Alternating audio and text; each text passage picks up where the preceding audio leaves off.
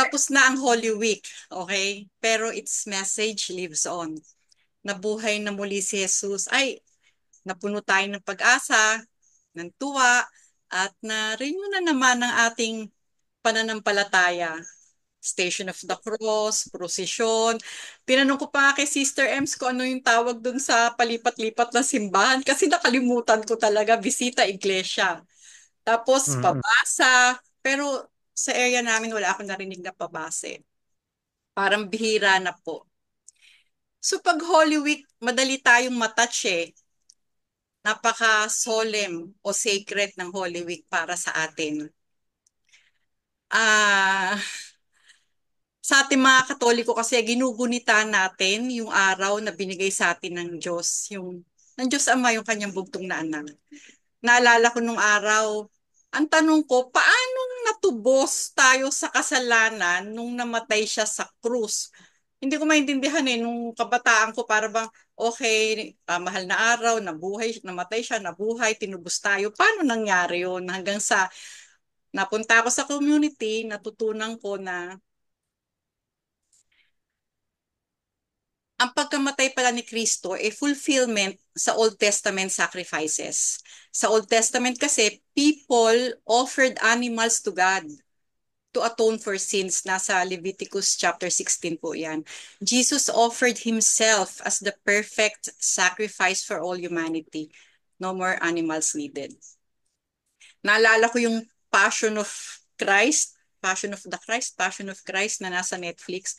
Ilang beses na kaming nag-attempt nung Holy Week kami mag-asawa na panoorin. Tumatalikod si husband, sabi niya, hindi ko kaya, bigat sa dibdib. Hanggang sa talagang hindi na namin siya natapos. Kasi naalala ko nung pinanood ko siya sa sinihan, mugtong-mugto ang mata ko, magang-maga ang mata ko sa kaiiyak.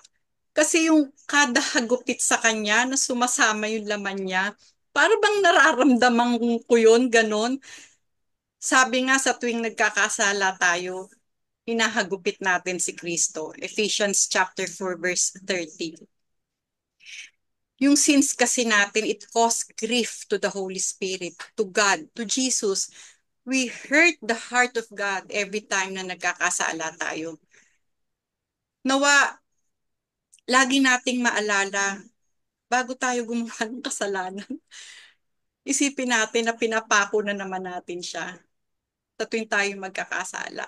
Sabi nga ni Bishop, pag-pray na, magkaroon tayo ng desire na magkaroon ng kindness, ng forgiveness, humility. Tapos, eto na, dumating na yung joy of Easter. Masaya tayo. Yung iba, family celebration yan eh, sa mga buhay ng Katolikong Kristiyano. Kain sa labas, yung iba, nag-outing. Basta meron tayong sariling paraan ng pagse-celebrate natin ng Easter. Tapos darating ang Lunes, balik na naman tayo sa normal. Trabaho, school, stress, problems. Parang nawala na agad yung Easter joy. Pero dito talaga sinusubok yung totoong pananampalataya natin.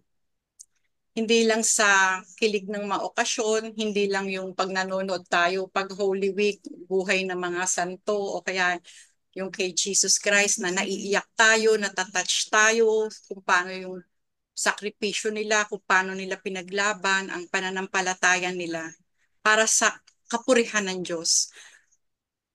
Ganon din yung mga disipulo. Nung nakita nila si Jesus na nabuhay na muli, natakot rin sila, di ba? Natakot din sila, nagtago din sila, nagduda, nag-alinlangan din sila. Pero ano ginawa ni Jesus Christ? Pinuntahan sila, kumain kasama sila, nakihalubilo sa kanila. Ganon din si Jesus sa atin, sa panahon natin ngayon.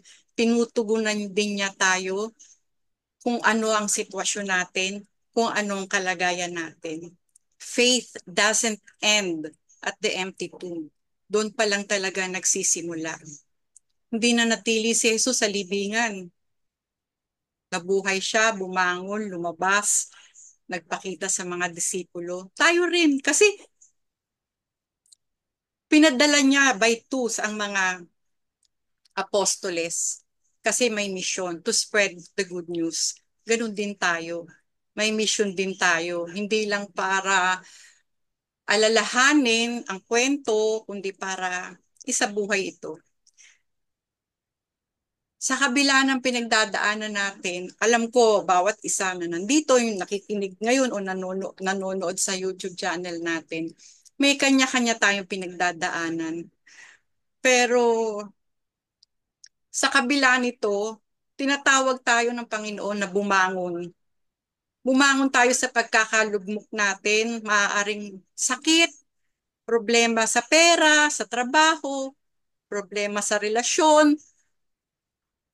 Tinatawag tayo para bumangon at sumunod kay Kristo. Every act of kindness, every moment of forgiveness, every time we choose love over hate, we live out Easter. Kaya wag natin gawing i-single out natin yung Sunday na to na resurrection. Let's carry it into our Mondays, Wednesdays, Fridays. Let's make it our message, our mission, our mindset. Because si Jesus, hindi lang siya nabuhay. Nabuhay siya sa atin. Okay. Ah, nagiging emotional ako.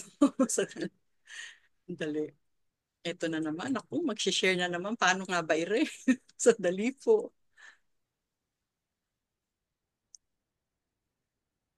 Wala.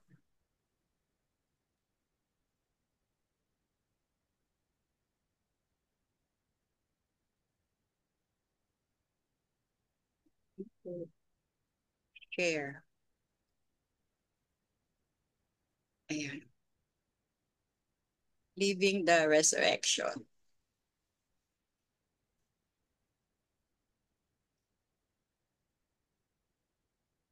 Live with hope.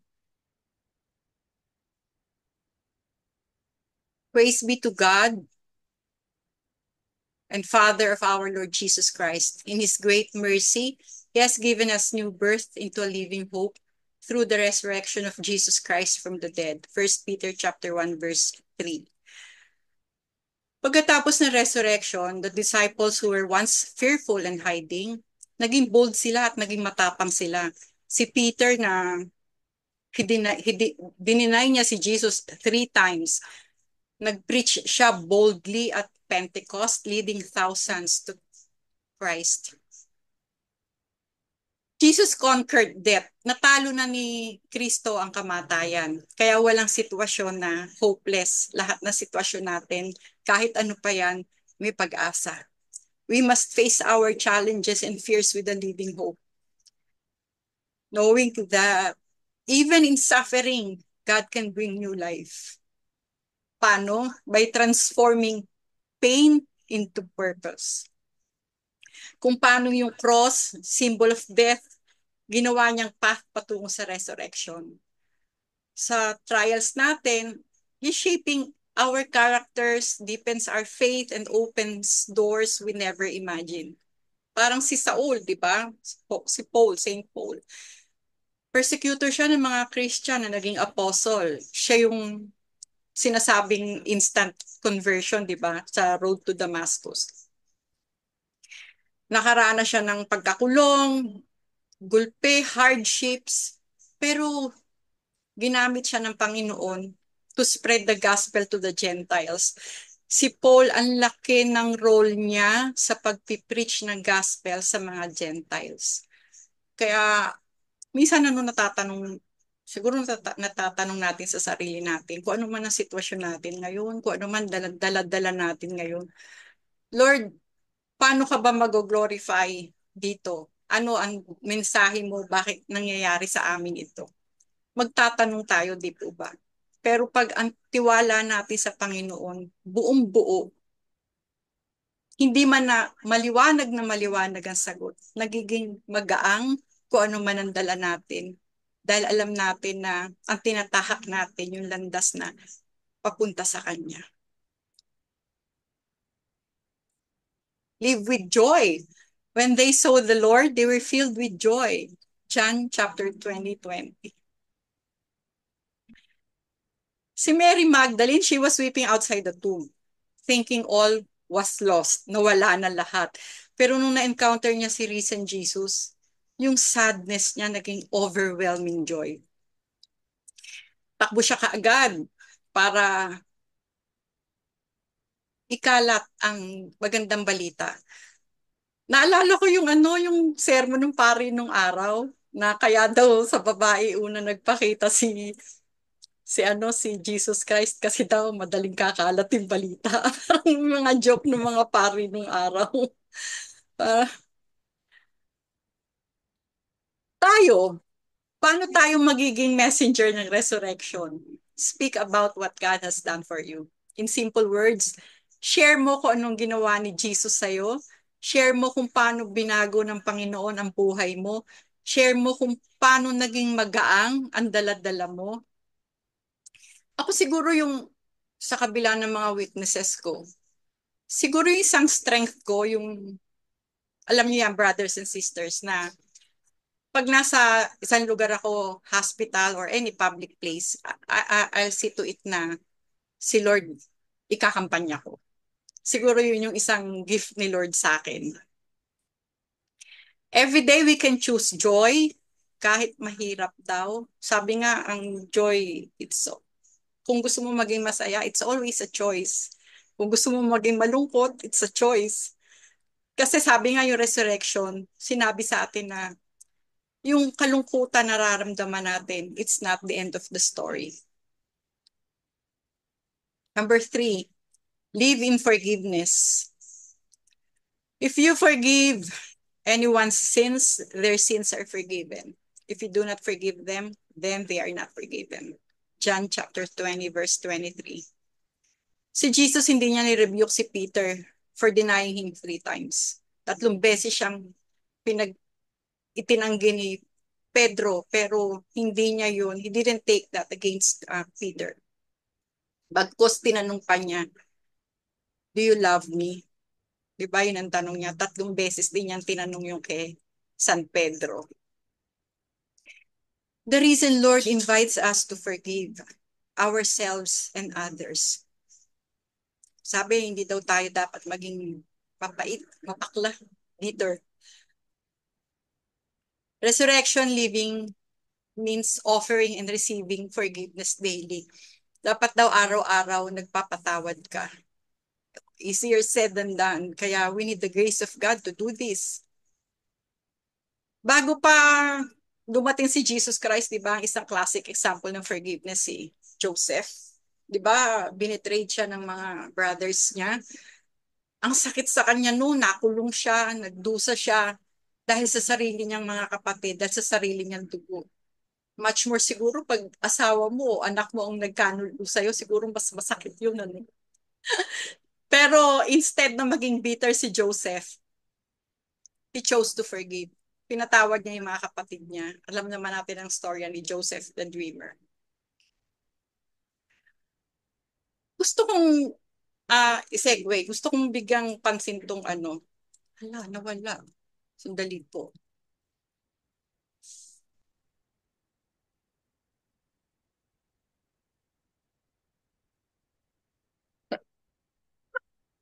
Hindi po nakaayos ang aking Eto. Joseph forgives his brothers. Gusto ko lang pong talakayin ito. It's relatable. Masyado siyang nasaktan sa pagtraidor sa kanya ng pamilya niya. Siguro merong isa sa atin dito o nakikinig na nakaranas ng ganito, na masaktan sa sarili nilang pamilya. Number 2, verse number 2. It shows real suffering. Betrayal, abandonment, injustice, naranasan ni Joseph, at sa modern day, present day, tayo, nakakaranas tayo ng ganito. Hindi man siguro lahat nakaranas, pero meron at meron.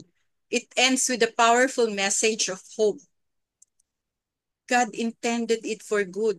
Kung ikaw si Joseph, nakakulong ka dahil sa mga kapatid mo, paano mo mahahanap? Kung wala sa'yo ang Panginoon, paano mo mahahanap na may mission ako? Kaya inalaw ni Lord na nandito ko.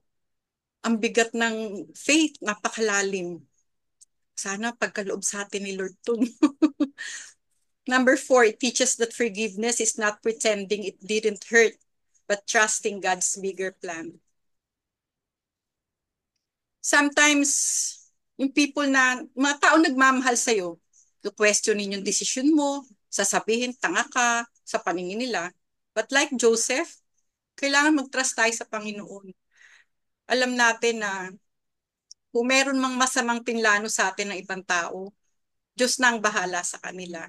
At gagamitin ng Panginoon yung sakit na naramdaman natin para sa kapurihan niya. Yun ang nagpapagaang sa loob nating mga Kristiyano, sa dibdib natin, na sa kabila ng kung ano man ang pinagdadaanan natin, alam natin hindi tayo pababayaan ng Diyos. Amen po ba?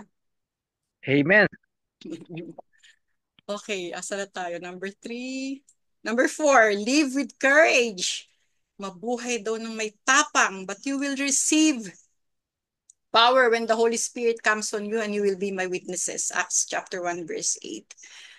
Yung mga apostoles, tulad nga nabanggit ko kanina, natakot sila, pero nung nakita nila si Jesus, nabigyan sila ng grasya na maging matapang, hinarap nila. Alam natin, nakikita natin yan, nadidiscuss yan, kung paano namatay ang mga apostoles. Masyadong brutal din ang pagkamatay nila. Alam nila ang aabuti nila pero hindi sila natakot na i-share ang good news. Parang sa ngayon, sa nangyayari ngayon, meron akong sandali, meron akong note dito eh. Sa Nigeria daw, Catholic priests, nuns, and lay people have been kidnapped, attacked, or killed by extremist groups. Sa India, Catholic churches were burned and Christians were attacked in ethnic religious clashes. Ang dami. Sa Nicaragua, Bishop Rolando Alvarez, this was in 2023, was arrested and sentenced to 26 years in prison for treason. Siguro is preaching the word of God, and for them, it's treason. Okay. Speaking the truth, doing what is right, and trusting that Christ has already won the ultimate victory. Number 5, live with love and service. By this, everyone will know that you are my disciples. If you love one another. John chapter 13, verse 35. Pagkatapos ng resurrection, Jesus didn't only appear to show his power. He served his disciples, cooking them breakfast by the sea. It's in John chapter 21, verses 9 to 14. Si Jesus sa pinakasimpleng paraan at pinaka-humble na paraan, pinakita niya ang pagmamahal niya. Ang resurrection, it means loving others through humble service. Every day, sa bahay natin, sa simbahan, sa community, si Sister Emma, alam ko, pagka nasa hospital, kinukuha niya yung name ng katabi niya at sinasama niya sa prayers niya. Di po ba napakagandang yan, para sa naku, sa Panginoon, nakikita ng Panginoon yan. Yung pagbibigay, tulad nung na-experience namin last Sunday, may na-meet kami sa church. Nagkakwentuhan lang sa Walter Mart. Tapos kasi nagkita sa simbahan, nagkakwentuhan sa Walter Mart. Nagbigay siya ng 2 groceries para sa akin tsaka kay brother husband. Personal niyang ginawa. For some reason, kinilabutan ako. Hindi ko talaga ma-explain. Tuwan-tuwa ako. Para sa akin, napaka-sweet. Tsaka para sa akin, parang may message si Lord noon. Yun ang dating sa akin noon. Yung bang mga sobrang nakaka-touch din yung mga magkakapatid na nagtutulungan, yung mga panalangin ng mga brothers and sisters in Christ, pagbabasbas ng mga pare, na pagka yung may tulad nung anak ko, 30th birthday siya sa Hong Kong, Sunday pina-bless ko siya for travel mercy. So ako, kung nag-aalala man ako, konti lang kasi na-bless na to ng pare, nag-pinray over na namin mag-asawa, nagdadasal yung bata. Yung ganon, yung mga ganong sistema. Mga bagay na makikita mo ang presensya ni Kristo. Kaya living the resurrection every day, ibig sabihin mabuhay daw tayo ng may tapang, may tiwala sa Diyos, may galak, at may pagmamahal. Paniniwala na kahit na gaano kadilim ang sitwasyon mo ngayon, ang kinalalagyan mo ngayon, liliwanag to kasi magbibigay ng bagong buhay ang Panginoon, magbibigay siya ng pag-asa. Kaya everyday, maging resurrection people tayo kasi buhay si Kristo sa atin. Maraming salamat po. Good evening. God bless us all.